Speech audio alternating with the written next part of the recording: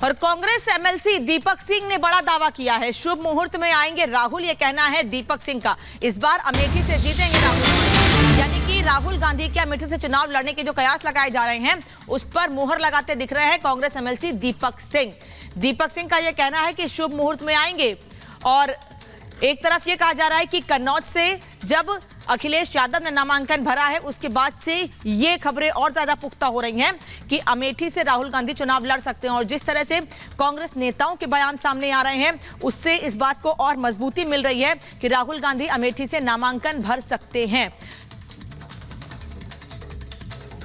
देखिए, अभी 26 तारीख को राहुल गांधी आएंगे, 26 तारीख को राहुल गांधी आएंगे, ऐसा डर स्मृति ईरानी जी दिखा रही थी। लेकिन राहुल गांधी जी, हम सबको यकीन है, आएंगे, किसी शुभ मुहूर्त पर आएंगे, समय पर आएंगे और अमेठी में इस बार वो चुनाव जीतकर यहाँ से एमपी बनकर भारत के प्रधानमंत्री बनकर ये रिकॉर्ड बनाएंगे कि अमेठी में सबसे ज्यादा वोट से राहुल गांधी जी 2024 का चुनाव जीतेंगे। नामांकन को लेकर किस तरह की तैयारी? पूरी कांग्रेस, पूरी अमेठी का जन राहुल गांधी जी का इंतजार कर रहा है और सबको यह भरोसा है कि राहुल गांधी जी एक शुभ घड़ी में, एक तय घड़ी में अमेठी आएंगे और अपना नामांकन करेंगे। और वहीं राहुल गांधी के चुनाव लड़ने की खबरों पर अखिलेश यादव कह रहे हैं कि अब सब उत्तर प्रदेश आएंगे और अब तो महफिल उत्तर प्रदेश में ही करनी है। अखिलेश यादव ये बात कह रहे हैं। दरअसल अखिलेश यादव ने आज कन्नौज से नामांकन भरा है और उसके बाद राहुल गांधी के चुनाव लड़ने की अटकलें तेज हैं अमेठी से, जिस पर दीपक सिंह एमएलसी कांग्रेस के कह रहे हैं कि राहुल गांधी शुभ मुहूर्त में आएंगे। तो अखिलेश यादव कह रहे हैं कि अब तो महफिल उत्तर प्रदेश में ही सजेगी, अब सब उत्तर प्रदेश आएंगे, ये अखिलेश यादव कह रहे हैं। उनका कहना है कि अब तो उत्तर प्रदेश में महफिल सजेगी। अखिलेश और राहुल की पार्टी का गठबंधन है उत्तर प्रदेश में और इंडी गठबंधन में शामिल हैं अखिलेश यादव भी। और राहुल गांधी के अमेठी से चुनाव लड़ने की खबरों पर जब उनसे सवाल पूछा गया तो उन्होंने साफ कहा कि अब सब उत्तर प्रदेश आएंगे। तो आ गए हैं कन्नौज में, आपके दोस्त भी अमेठी से आने वाले हैं। अरे सब आएंगे अब तो महफिल यूपी में ही सही नहीं। और इसलिए भी कि देखो ना, बीजेपी वालों की भाषा क्या है। ये भाषा इसलिए है क्योंकि इन्होंने अपने कारोबारियों की मदद की। जब से इलेक्टोरल बॉन्ड की बात आई है, बीजेपी का बैंड बज गया। इलेक्टोरल बॉन्ड आने के बाद क्या इनका बैंड नहीं बज गया? एक सवाल, अमेठी से राहुल गांधी का नामांकन ऐसे सूचना है? मेरी कोई जानकारी में नहीं। सुना है कि राम मंदिर में दर्शन भी करने जाएंगे।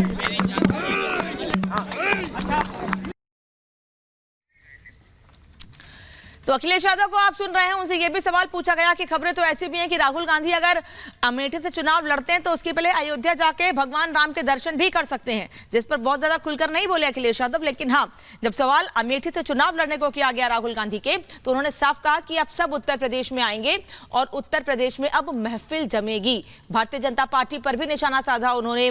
इलेक्टोरल बॉन्ड से लेकर कई मुद्दे उन्होंने मीडिया के सामने उठाए और तमाम बातें कही। लेकिन अखिलेश यादव कन्नौज से चुनाव लड़ रहे हैं, जिस पर अब जो राजनीति के जानकार हैं वो सवाल इसलिए भी पूछ रहे हैं कि आखिर क्यों अचानक से अखिलेश यादव को कन्नौज से चुनाव लड़ना पड़ रहा है।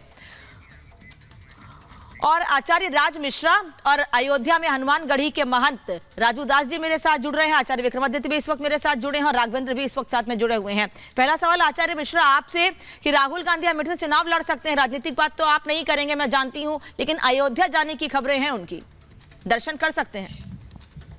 देखिए ऐसा है नाम क्या जी, श्री रामचरितमानस में एक चौपाई आती है, गोस्वामी तुलसीदास जी ने लिखा है, राक्षस कपट भेष तह सोहा और मायापति दूतई चह मोहा। ठीक है।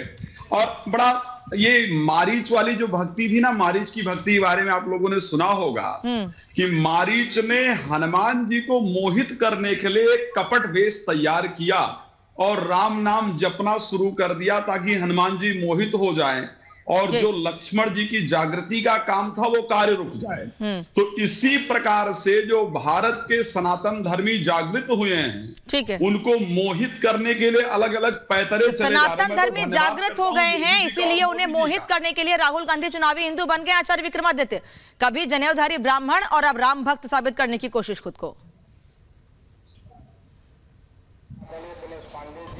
देखिए, लगातार हिंदू धर्म की जिस प्रकार से उपेक्षा करने का एक वातावरण रहा है, मुझे लगता नहीं क्या मुंह लेके जाएंगे। जिन लोगों ने राम भक्तों पे, कार सेवकों पे, निहत्थे कार सेवकों को गोली चलाई, उनका साथ लेकर राजनीतिक दल आज जिसमें कार्य करने का प्रयास कर रहे हैं, और वही स्वरूप लेकर जिन्होंने राम मंदिर का विरोध किया, जिनके वकील, जिनके पार्टी के लोग वकील बनकर राम विरोध करते रहे, जिन लोगों ने राम की उपेक्षा करी, राम के औचित्य पे सवाल कर दिया, राम को काल्पनिक बता दिया, आज वो क्या मुंह लेकर राम के मंदिर में जा रहे हैं। ये तो बगला भगत वाली स्थिति हो गई। और मैं तो कहूंगा कि अब चिड़िया चुग गई खेत। अब जो खेल करने जा रहे हो, अब जाओ कृष्ण मंदिर में। अगर अपनी वास्तविकता सत्य दिखाना चाहते हो तो मैंने भी थोड़ी देर पहले भी ये बोला था कि अब मथुरा की बारी है, अब कृष्ण जन्मभूमि की बारी है। अगर वास्तविक तौर पर अभी भी अपने पाप धोना चाहते हैं तो जाएं कृष्ण मंदिर में जाकर देवड़ी पूजन करें, वहां जाकर अपनी भक्ति दिखाने का प्रयास करें, तब तो जाकर कोई समझ सकता है। लेकिन जिस प्रकार के एक टेम्पल रन पहले चल चुका है और वही टेम्पल रन अब चलाने का प्रयास कर रहे हैं, जिनकी पूरे लगातार पिछले 70 सालों से आजादी के बाद जो कार्य आजादी के दिन हो जाना चाहिए था, जिनके परिवार ने सौराष्ट्र में सोमनाथ के मंदिर पर विघ्न डालने का प्रयास किया, राम मंदिर को, रामलला को इतने साल तक टाट में रखा, एक वस्त्र बदलने के लिए यानी कितनी पापड़ बेलने पड़ते थे। आचार्य वापस लौट रहे हैं आपके पास, आप लोग बने रहिए। राघवेंद्र का रुख कर लेती हूँ एक बार। राघवेंद्र, बार बार ये कहा गया था कि बुलाया गया, और अभी भी यही सवाल है, जब बुलाया गया तब नहीं गए, और साफ कह रहे थे कि ये बीजेपी का इवेंट है, बीजेपी इसे हायर करने की कोशिश कर रही है, तब नहीं जाएंगे, जब मन करेगा तब जाएंगे। तो क्या आप अमेठी से चुनाव लड़ने से पहले भगवान राम का आशीर्वाद ले सकते हैं? अगर लड़ते हैं चुनाव तो राहुल गांधी।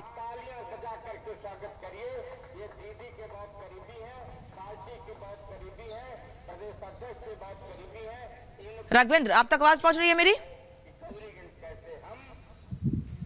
जी, फिर से आवाज। हाँ, अब हाँ, सवाल करिए एक बार। राघवेंद्र, राहुल गांधी या उनकी पार्टी बार बार ये कह रहे थे, या गठबंधन के नेता, कि ये बीजेपी का इवेंट है, जब प्राण प्रतिष्ठा में बुलाया गया बोले तब नहीं जाएंगे, और अब जा रहे कि कोई तैयारी है। ये खबरें मिल रही हैं कि अगर चुनाव लड़ेंगे अमेठी से तो पहले रामलला के दर्शन करेंगे, फिर नामांकन कर सकते हैं।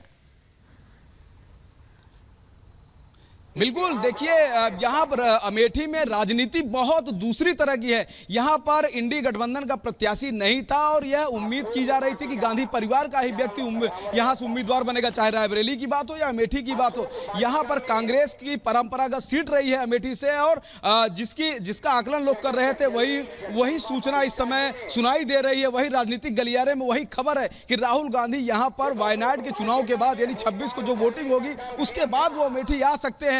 और जिस तरह का माहौल है, प्रधानमंत्री जिस तरह से वार कर रहे हैं कांग्रेस के ऊपर कि विरासत कानून को लेकर एक कौम को खुश करने के लिए कांग्रेस बड़े बड़े दावे अपने ठीक है, और क्योंकि चुनाव नजदीक है और हर बार ये आरोप लगते हैं कांग्रेस पार्टी पर कि इनके नेता चुनावी हिंदू बन जाते हैं, और क्योंकि अब वोटिंग पहले फेज की हो चुकी है, कल दूसरे फेज की होनी है, तो उसके पहले खुद को बड़ा हिंदू बताने के लिए राम मंदिर जाने की तैयारी है। धन्यवाद आचार्य मिश्रा, आचार्य विक्रमादित्य और राघवेंद्र, आपका इस तमाम जानकारी के लिए। और अब बढ़ते आगे, देखते हैं 2 मिनट में भारत की अहम खबरें। समझती हूँ कि मैनपुरी की जनता तैयार है, और जब रिजल्ट आएगा तो आप देखेंगे कि किस तरह मैनपुरी की जनता एक सकारात्मक राजनीति के साथ खड़ी दिखाई देगी।